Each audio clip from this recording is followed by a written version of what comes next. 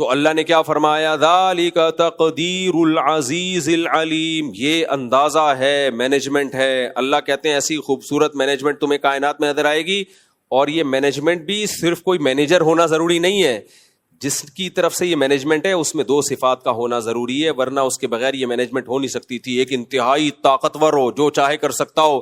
Number 2، اس کو ہر چیز کا علم ہو۔ بعض دفعہ آپ کے پاس طاقت ہوتی ہے، نالج نہیں ہوتی، تو بھی آپ کام کر ہی نہیں سکتے۔ مثال کے طور پر کسی کے پیٹ میں درد ہے، وہ آیا آپ کے پاس طاقت ہے، ایک جبڑا پھاڑ سکتے ہو اس کا، یوں کر کے پیٹ چیر سکتے ہو، لیکن آپ کے پاس نالج نہیں ہے کہ پیٹ کے درد کا علاج کیسے ہوتا ہے۔ آپ تھپڑ مار مار کے اس کو درد ٹھیک کر رہے ہو، جیسے مائیں بچوں کو تھپڑ مار مار کے چپ کرا رہی ہوتی ہیں۔ بچہ رو رہا ہے سر میں درد، ناک میں درد کی وجہ سے یا گلے میں درد کی وجہ سے، مائیں تھپڑ مار مار کے طاقت کا استعمال کر کے اس کو چپ کرا رہی ہیں، وہ چپ ہونے کے بجائے اور چیخ چیخ کے رو رہا ہوتا ہے۔ وجہ کیا ہے؟ ماں کے پاس طاقت تو ہے، نالج نہیں ہے کہ یہ رو کیوں رہا ہے، نالج نہیں ہے، تو سمجھتی ہے طاقت کے زور سے میں بچے کو دبا دوں گی، ڈرا ڈرا کے نا چپ کرا دوں گی، وہ چپ نہیں ہوتا۔ دوسرا یہ کہ آپ کے پاس نالج تو ہے لیکن طاقت ہی نہیں ہے۔ مثال کے طور پر آپ کو پتا ہے اس کے کمبخت کے پیٹ میں درد اس لیے ہو رہا ہے، استغفر اللہ کمبخت نہیں کہنا چاہیے، اس کے پیٹ میں درد اس لیے ہو رہا ہے کہ اس کو قبض ہے، نالج ہے آپ کے پاس، اور قبض کا علاج بھی آپ کو پتا ہے کہ جی قبض کا علاج یہ ہے کہ جمال گوٹا، وہ نہیں جو بھینس کے منہ میں ڈالا تھا، بھینس نے پہلے پھونک مار دی تھی تو اسی کے منہ میں چلا گیا تھا وہ، تو جمال گوٹا اس کو کھلا دیا جائے، یا کوئی بھی ڈاکٹر لوگ بتاتے رہتے ہیں یہ قبض کی گولی ہے، یہ کھا لی جائے۔ نالج تو ہے لیکن اتنے پیسے ہی نہیں ہے کہ آپ وہ گولی خرید کے لے آؤ، تو بھی آپ کچھ نہیں کر سکتے۔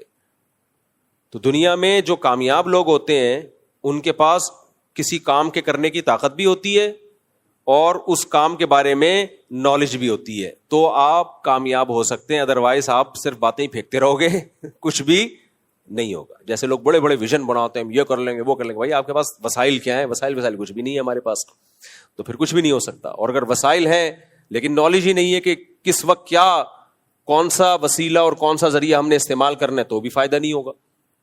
تو اب کیا مسئلہ ہے؟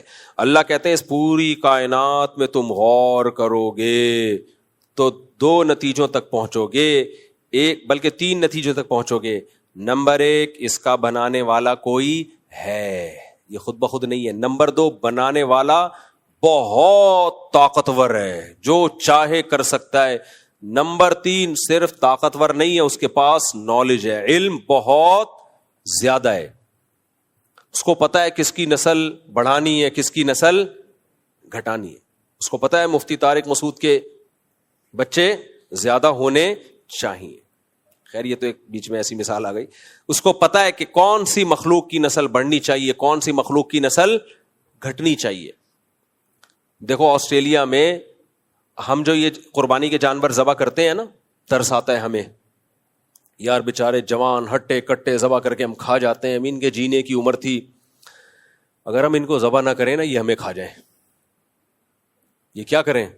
ہمیں کھا جائیں۔ یا تو ان پہ بہت زیادہ ظلم ہوگا، یا بھوکے مریں گے، یا ہمیں کھا جائیں۔ ہمیں کیسے کھا جائیں میں ایکسپلین کرتا ہوں، مثال سے سمجھاتا ہوں۔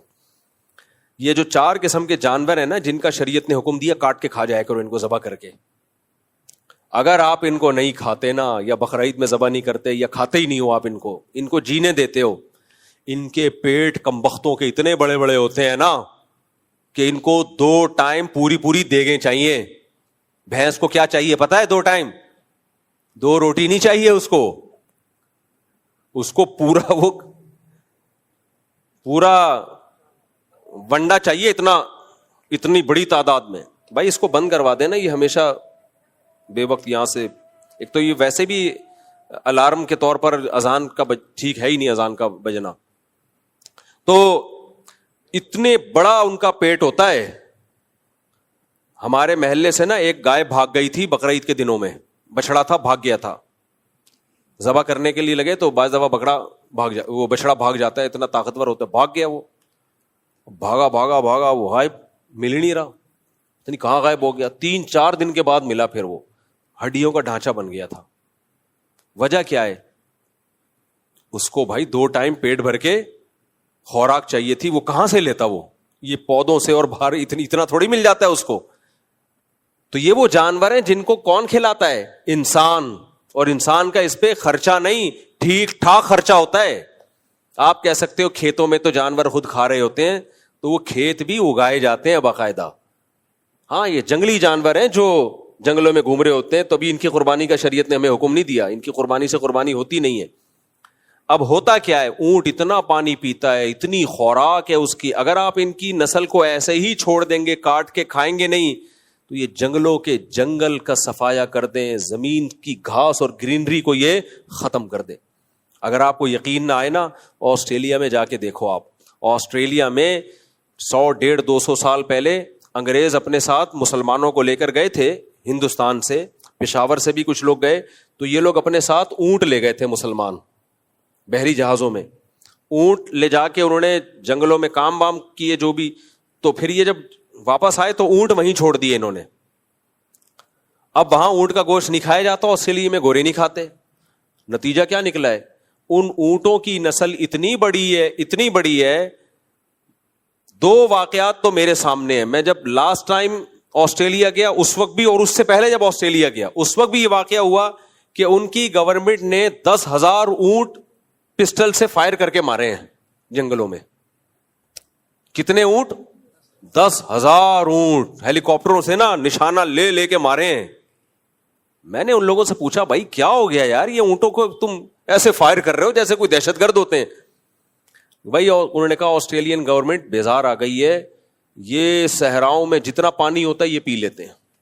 یہ کہ اونٹ جب پانی پیتا ہے نا، قرآن نے بھی اس کا تذکرہ کیا، پیاسا اونٹ ایسے ٹینکوں کے ٹینک خالی کر دیتا ہے. اونٹ اسٹور بھی کرنا ہوتا ہے نا اس کو، اور اتنے جنگل میں یہ چرتا ہے، اتنا چرتا ہے گرینری ختم ہو جائے گی، دوسرے جانوروں کے لیے بچتا ہی کچھ نہیں. پھر مجھے اندازہ ہوا بھائی اللہ نے ان کی نسلوں کو کنٹرول کرنے کے لیے ہمیں آرڈر کیا دیا ہے، کھا جایا کرو. آپ نہیں کھاؤ گے تو یہ ہمیں کھا جائیں گے. یہ صحیح ہے نا. تو اللہ کا کوئی کام حکمت سے خالی نہیں ہے. اب انڈیا کی لوگ مثال دے سکتے ہیں، بھائی انڈیا میں تو گائے کو ذبح نہیں کیا جاتا، وہاں تو گائے ماتا کے ساتھ بڑی سیوا کی جاتی ہے اس کی، اور اس کو نہیں کھاتے، تو وہاں تو کوئی ایسا واقعہ نہیں ہوتا. نا آپ ڈاکومنٹریز یوٹیوب میں دیکھ لو کہ انڈیا میں جو گائے جب بڈھی ہو جاتی ہے، بیل جب بڈھا ہو جاتا ہے، اس بیچارے کا حشر کیا ہوتا ہے، بھوک سے تڑپ تڑپ کے مرتا ہے وہ. چند گایوں کی تو ہمیں نظر دکھا دیتے ہیں وہ کہ اس کو کوئی گھر میں لے گیا، اس کی مرم پٹی کی، اور اس بڑھیا کو بیچاری کو گھر میں رکھ کے کھلانا پلانا شروع کر. ذبح کرنا نہیں ہے کیونکہ وہ انہوں نے اس کو ماں بنایا ہوا ہے. لیکن وہ غریب آدمی کب تک کھلائے گا؟ وہ کہے گا میں اپنے بچوں کو کھلاؤں یا گائے ماتا کو کھلاؤں، اپنی سچی مچی کی ماتا کو کھلاؤں یا اس ماتا کو کھلاؤں؟ وہ تو پریشان ہو جاتا ہے. نتیجہ کیا نکلتا ہے، وہ جانور سسک کے مرتے ہیں. وہ ویڈیوز نہیں ڈالی جاتی، کچھ لوگوں نے تو ڈالی ہیں، کچھ ہندوؤں نے ہی وہ ویڈیوز ڈالی ہیں، لیکن انہوں نے یہ دکھانے کے لیے ڈالی ہیں کہ دیکھو ہم ہندو ہیں، ہمیں گائے کا احترام کرنا چاہیے، لیکن ہمارے یہاں گایوں کا حشر کیا ہو رہا ہے، بیچاری کیسے سسک کے تڑپ کے مر رہی ہیں. تو یہ بھوک پیاس سے سسک کے تڑپ کے مریں گے یہ، اگر ہم ان کو ذبح کر کے کھائیں گے نہیں. تو اللہ کا دین ہے نا اسلام، اس لیے اللہ نے کہا کہ بھائی ابھی کھا لو تو اس میں کیا ہوگا، تمہارے کام بھی آ جائے گا اور ایک اچھی موت مر جائے گا. یہ ذبح کر کے وہ تڑپ کے جو بھوک اور پیاس سے جو ترس کے اور تڑپ کے مرتا ہے، وہ موت سے یہ بچ جائے گا. تو اب وہاں بھی یہی ہوگا آسٹریلیا میں، جو اونٹ کو جو شوٹ نہیں ہوتے، وہ جب بڈھے ہو جاتے ہیں تو کیا ہوتا ہے ان اونٹوں کے ساتھ، انسان جب بڈھا ہو جاتا ہے تو اولاد لا کے رکھتی ہے اس کے سامنے کھانا. گائے یا اونٹ جب بڈھا ہوگا اور کھانے چلنے کے قابل نہیں رہے گا تو آپ کا کیا خیال ہے، وہاں اونٹ کے بچے لا کے ابا کے سامنے خوراک رکھیں گے، توڑ کے پانی کے پیالے لا کے رکھیں گے. وہ بھوک اور پیاس سے تڑپ کے ایڑیاں رگڑ کے سسک کے مرے گا وہ. تو اگر آپ ان کو ذبح کر کے نہیں کھاتے تو آپ کو گولیوں سے شوٹ کرنا پڑے گا، جو کسی کام کی بھی نہیں ہے. تو میں نے وہاں بولا کہ بھائی گورنمنٹ سے بولو کہ شوٹ کرنے کے بجائے یہ اتنے سینکڑوں ہزاروں اونٹ ہیں، یہ جو ہے وہ ہمیں دے دیں. تو ان کا جواب پتہ ہے کیا تھا، لے لو. میں نے کہا ہم تو لے جا نہیں سکتے، کھائیں شکار کر کے. انہوں نے کہا کھا لو. اب 2000 کلومیٹر دور جنگل میں جاؤ ان کو کھانے کے لیے، تو اس کا طریقہ یہ ہے کہ وہ گورنمنٹ نے اجازت دی ہوئی ہے، جاؤ یار مار کے کھا لو، آپ ذبح کر کے نہار کر کے جیسے آپ نے کھانا ہے کھا لو، لیکن کھاؤ کیسے؟ 2000 اور آسٹریلیا اتنا بڑا صحرا ہے نا، اتنی شدید گرمی، جنگلوں میں آگ لگ جاتی ہے. 2000 کلومیٹر پہ آپ گاڑی میں سفر کر کے جائیں 2000 کلومیٹر کے بعد جا کے ایک اونٹ کو آپ نے مارا, نہر کیا, تو کیا کرے گا اتنے گوشت کا آدمی؟ ایک ہی دفعہ کر سکتا ہے بس. وہ اس کے بعد آدمی کہتا ہے بھائی میں ادھر سے ہی خرید کے کھا لوں گا, وہ زیادہ بہتر ہے. تو کچھ باتیں کہنے کی ہوتی ہیں, پریکٹیکلی وہ پاسبل نہیں ہوتی. وہ وہاں کی گورنمنٹ نے تو اجازت دی بھی ہے, کھا لو بھائی, ہماری طرف سے کوئی پابندی نہیں ہے, آپ کھاؤ جا کے. لیکن اتنا مشکل ہے اس کو کھانا, اس کو لائے گا کون؟ اور پھر وہ اونٹ بھی اتنے وحشی ہو چکے ہیں, اس کا بھی خطرہ ہے کہ اونٹ کے, آپ نے اونٹ کو کھانے سے پہلے اونٹ آپ کو نہ کھا جائے کہیں.